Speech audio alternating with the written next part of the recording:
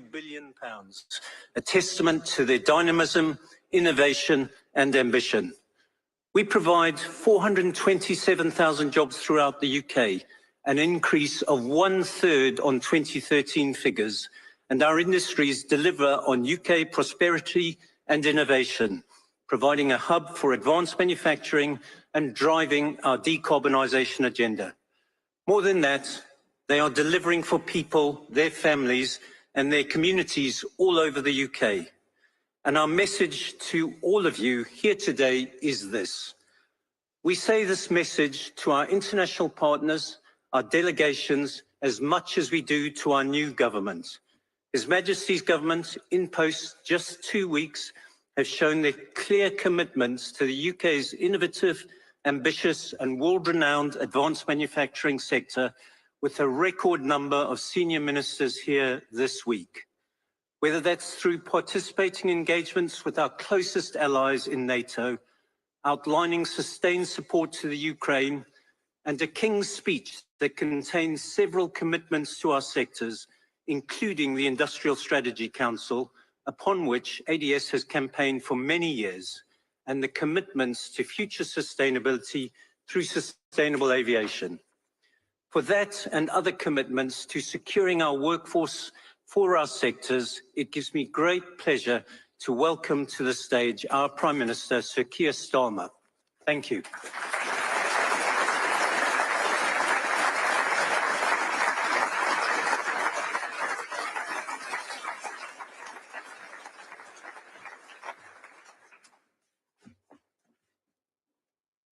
Thank you, Kevin, for that very kind introduction, and good morning, everyone.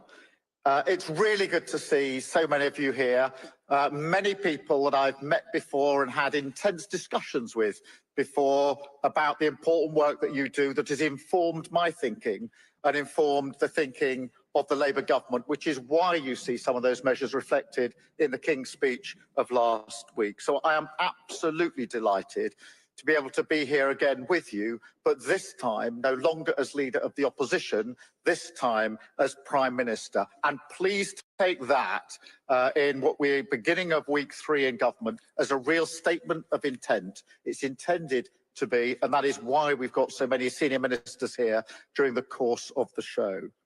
Now look, as you all know, better than most, we live in a dangerous, volatile and increasingly insecure world. And that makes events like this and the role that you play ever more important for the defence and security of our country. And as you may have seen, I've spent quite a lot of time at summits in the last week or two, at NATO and at the European political community. And on Friday, I had the pleasure of meeting the leader of Ukraine, President Zelensky, who came into Downing Street. And at those meetings, whether it's NATO, whether it's the EPC, or whether it's seeing President Zelensky, as I did on Friday, it always gives me great comfort to know that Britain is at the cutting edge of defence and aerospace manufacturing. So thank you not only for being here today, but also for everything that you do for the security of our country. Now, we are in week 3, or just beginning week 3 in government. The work of change has begun. The patient rebuilding of our country has started. And we've launched our strategic defence review. We've taken the brakes off Britain with a plan for wealth creation in every community, planning reform to get Britain building again, something many of us in the room have discussed with you on many occasions. And we're getting started on a new industrial strategy. Again, a concept that came very much from you to us in terms of the sort of way in which you want the partnership between government and your sector to work. They are all signals of our intent to deliver high living standards for working people, economic security and national security. But of course, we know that national renewal, it's not going to happen overnight. We are fixing the very foundation of our country, and that is long and patient work. Road today, another marker of the future, with the launch of a new organisation that we hope will transform not just how we train our young people and adults, but also the relationship between business and the education system. A plan to make sure that we're training young people not just for any business, but for the businesses that exist in their communities. The skills that you and they need to take each other forward. So I'm delighted that today we're launching Skills England and a prim chair. And I'm excited for the work that we can do together. I've just met this morning some of the fantastic apprentices, bright, energetic, intelligent, an absolute credit to Airbus and Rolls-Royce. Now, I've met the apprentices in both Airbus and Rolls-Royce many times before. Almost all of my speeches in the last 2 or 3 years have featured examples of the work that they are doing. And it was brilliant to meet them here again this morning. Some of them were from a group that I met just a few months ago in Derby. So to renew that, one of them was just 2 weeks into her apprenticeship. And so they were an incredible reminder of the talent that we have going forward. And I was allowed to speak to them without anybody else listening in because I wanted to hear directly from them and ask them, as I always do, what inspired them to do it, what gave them that spark. And then towards the end of the time I had with them this morning, I said, what do you want me to think about? Because this is a government of service. You're entitled to have your say. What do you want me to think about as Prime Minister heading a new government? And after a few moments, they were pretty clear in their collective view that they wanted me and the government to think about the value of apprentices and to make sure that that was valued alongside the other things that so many young people do. And that was them to me. And I think for all of you, you'll be really proud that that was their first thought. That was what they wanted me to think about as I go home from here. And so they are a reminder of the incredible talent that we do have in this country. Young people with drive, ambition, and hopes of a better future. But we do have also, to be honest, all too often young people in our country have been let down, not given access to the right opportunities or training in their community. And that's created an over-reliance in our economy on higher and higher levels of migration. Now, I don't for a second want to demean any of that. I do not criticise businesses who hire overseas workers. And I certainly don't diminish the contribution that migration makes to our economy, to our public services, and of course to our communities. Migration is part of our national story. It always has been, always will be. And yet, if you stand back, as a system, it cannot be right that some people don't get to feel the pride of making a contribution, the dignity of work, just because we can't find a way of creating a coherent skills system. That can't be right. So I have to say that we won't be content just to pull the easy lever of importing skills. We're turning the page on that. But I want to be clear as well, we are going to make sure that there are highly motivated, ambitious, talented young people who want to work in your business. That is our long-term ambition. We're going to fire up the training of more UK workers and match people's aspirations, which I know are there, with more opportunity. And in doing this, we will drive growth. Because if there's one thing we know that will drive innovation and accelerate productivity, it's having the skilled workers you need to grow your business. So from the get-go, Skills England will work with the Migration Advisory Committee. We will identify current and future skills gaps, put in place and reduce our long-term reliance on overseas workers. We will also identify the training on which the growth and skills levy could be spent, something that I've spent many hours discussing with many people in this room. You told me it was not flexible enough, didn't work well enough for you, and we will change that with the growth and skills levy, giving you more flexibility to spend funds on the training that you think is really necessary. And Skills England will bring together central and local government, training providers and unions, working together in broader partnership with business. Because I said on the steps of Downing Street 2 weeks ago Thursday, that I wanted to govern for the whole country. And part of that is making sure we all understand each other's needs, that we move beyond old antagonisms and work for the common cause of national renewal, a partnership.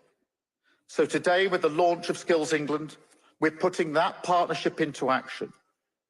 Now, we listened to you during the campaign and over the last few years.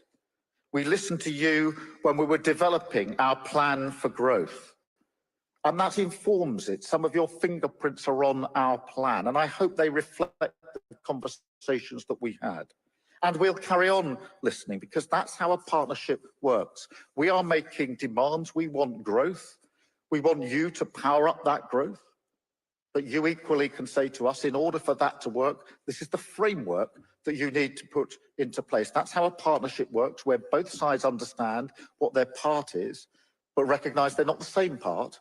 Government and business do different things. And that's why we'll have our new industrial strategy, on the defence strategic review, and on much, much more. And security. Fix the foundations, put our economy on a stable footing, and create a coherent skills system. And everyone here has a vital part to play in this mission on growth. You already do an incredible amount. And I believe that with a government of service on your side, we can do even more. And in that spirit, it really is a huge honour, so early in this government, to open the air show and to hope that you all have a productive time, which I'm sure that you will,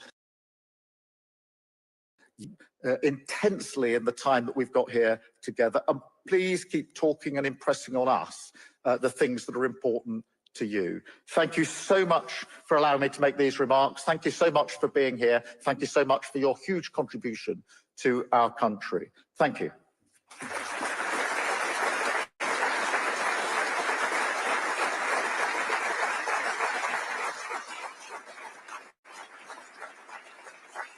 I'm now going to take a number of questions from the media, starting with the BBC and Nick Eardley. Nick. Thank you, Prime Minister. Can I firstly ask you about the situation with President Biden? How worried are you about instability? And do you think President Biden is capable of serving the last 6 months in office? And if I may, about skills, when will you deliver results? You've talked about this not being easy, but when can people expect to see enough domestic workers to bring down migration? Is it a year, 2 years, longer? Nick, firstly on President Biden, can I first say, given that we're here at this air show, how much President Biden cares about defence and security, has made that central to his leadership. And of course, NATO Council just 10 days or so ago, a really important NATO summit, a bigger NATO, a stronger NATO, and a NATO with real resolve. I respect the decision that he has now made. Not an easy decision, but a decision that I know that he will have arrived at, taking into account the best interests of the American people. And I look forward to working with him for the remainder of his presidency.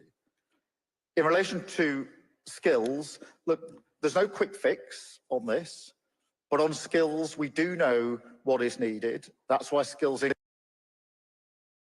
England changed the levy, because we've listened good and hard to what people in this room have said to me about the levy having some good aspects, but not working as well as it should. We can change that straight away, and making sure that we've got the right skills in the right place. That is about bringing businesses, political leaders and others together, training providers in their area to provide the skills that are going to be needed. So I'm not going to put an arbitrary date on this, but I'm absolutely determined that we will get the skills that we need in the areas that we need them. It's been a long time problem, we know that. It's been years and years been talking about this, but I'm very pleased that in what will become week 3 of the Labour government, we're already taking the early steps to fix this problem.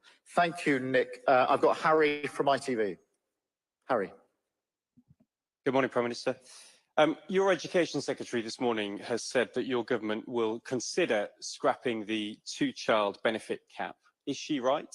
And then on the US, Vice President Kamala Harris is now the frontrunner to be the Democratic nominee.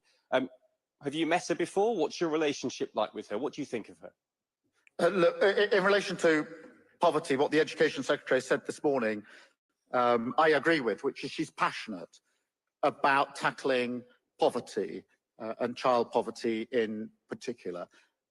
She spoke very powerfully this morning because she speaks as a woman who grew up in poverty. Everybody who knows her background knows how hard it was for her. So that's why I'm very pleased that she's one of the chairs of our task force on tackling child poverty. And we will make sure that the strategy covers all the bases to drive down child poverty. No child should grow up in poverty. The last Labour government did a huge amount of work on this with a very good strategy. I intend that we will do the same with the same commitment and passion. And I'm very, very pleased that the Education Secretary is one of the leaders of that role. In relation to the future, now President Biden is stepping down. Obviously, in the first instance, it's for the Democratic Party to decide who they want to put forward. It is then for the American people to decide who they want as their president. My approach will be to respect that decision-making and to be clear that we will work with whoever the American people elect into office, as you would expect, particularly given the nature of the special relationship forged in difficult circumstances, endured for years, and very important to me and very important to all American presidents. Thank you very much. Sam from Sky. Prime Minister, given not just President Biden's announcement last night, but really the events in the US over the last fortnight, which at times have beggared belief, is the US really the dependable, reliable ally it once was? And you're saying this morning that you want to improve skills training to get British jobs for British workers effectively, but of those seeking work, India or Nigeria, most commonly to work in the health and social care sector, isn't it pay, not skills, that's going to make the difference here? And how should we judge you at the impact of your skills policy on migration? Is there a metric we can follow to show success? Sam, in relation to the first part of your question, yes, of course the US is a reliable and trusted ally, has been for many, many years. And you could see that in the NATO Council just 10 days or so ago, because we are all clear that we face an increasingly insecure world. I think we're all clear at the value of NATO and the role that NATO needs to play now, as important now as it was when it was created, in my view.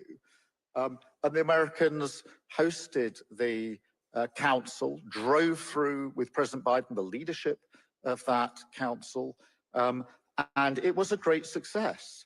So at the end of the 2 days, not only was it the first NATO council with as many members as were around the table in terms of the countries there present, stronger in its resolve, particularly on Ukraine. President Zelensky claimed and said it was clear in his mind it was a success in terms of the support for Ukraine at this critical moment. And I felt very strong. The resolve of NATO was as strong as I've ever known it. And so that is the direct evidence, if you like, of the reliability of that partnership, and the special relationship is very important to us. I had the chance to talk to President Biden about the importance of the relationship, and both of us expressed how important it is to both of our countries. In relation to skills, look, we're setting up Skills England, which will look at the interrelationship between migration and skills. I'm absolutely clear that we need to get that balance right, and everybody needs to play their part.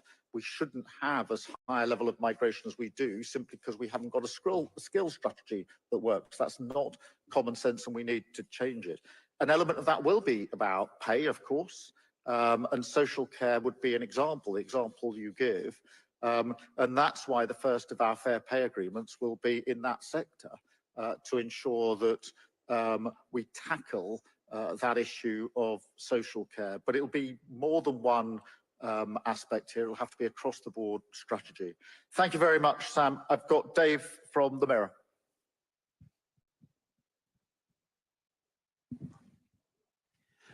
Thank you, Prime Minister. Dave Baird from the Daily Mirror here.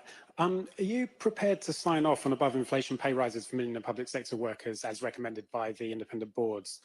Do you think 5.5% is realistic, and what do you think the dangers are of not doing so? Well, let me start by saying how much I respect the contribution that public sector workers make to our economy. And I think it's very important to start with that basic respect and thanks. We will take a sensible approach. We will consider the recommendations and make an announcement in due course. As I think you know, the Chancellor is doing a full analysis of the financial constraints and challenges, and be making announcements in due course in relation to this. Thank you very much. I've got Max from the Times. Scores of MPs from your party have called on you to scrap the two-child benefit cap. You've said it's a tough decision that you don't take lightly, but is there a split in your party, and will you seriously consider their demands? I'm not surprised that there's a real passion about this in the Labour Party. You'd expect there to be. Child poverty is something that we need to eradicate. And there's a very strong feeling in the Labour Party and Labour movement about that. That is precisely why I set up the task force to tackle child poverty. There is no silver bullet. If there was a silver bullet, it had been shot a very long time ago. It's a complicated set of factors that I know and I can see every day in my own constituency, to do with pay, to do with benefits, to do with work, to do with housing, to do with education, to do with health. And that is why you need a strategy to deal with it, which is why we set up chaired body to drive forward that work. So I'm not surprised we're having a debate about it. It's good that we're having a debate about it. What matters is that we turn that into action and reduce child poverty, which is what I'm determined that we will do. Harry from The Sun.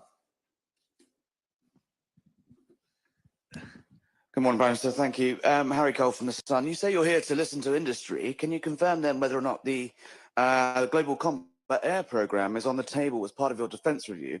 Or can you reassure some very nervous-looking people in this room that you will never abandon the Tempest project? And you pledge that you will also not undo the changes the previous government made earlier this year on student dependence, despite pressure from the university sector to unpick some of those changes, given their forecast to lead to a fall in legal migration this year? Yeah, Harry, let me first deal with the programme, because, look, it is an important programme, and I know that people in the room will want to hear me say that.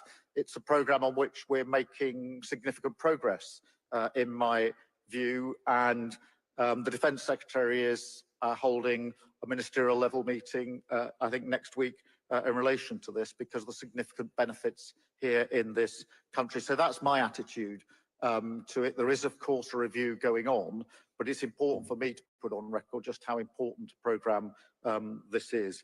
In relation to migration, look, we understand the pressures on migration and why the previous government took the decisions that it did. It has led to some pressures now in relation to higher education. But it is right that we get migration down. It's too high. That's why we have announced today Skills England will be working on this issue to make sure that we've got the skills in place to bring those levels down. That is not to say that no business should ever be hiring from abroad. That is not realistic, is not good for business, and we wouldn't want to go down that path.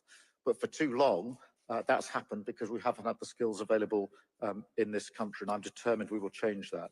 And I think we got from The Guardian, Eleni. Thanks. Eleni Correa from The Guardian. Another question, Prime Minister, on public sector pay rises. Do you agree with your Chancellor that there is a cost to not reaching a settlement in terms of strikes? Yes, I do. I think that's an important consideration when we come to a final view, which we will announce. There is a cost. There's a pence lost to the economy through industrial action. And there's a cost to the other work that we need to do in relation to the public services that we need to deliver. And that has to be taken account of as we come to a final decision in relation to the pay issue, which we will do and obviously announce with full reasoning in due course. Thank you all very much indeed. Thank you for letting me make my remarks. Thank you for listening and have a very productive time at a very important event here. Thank you very much.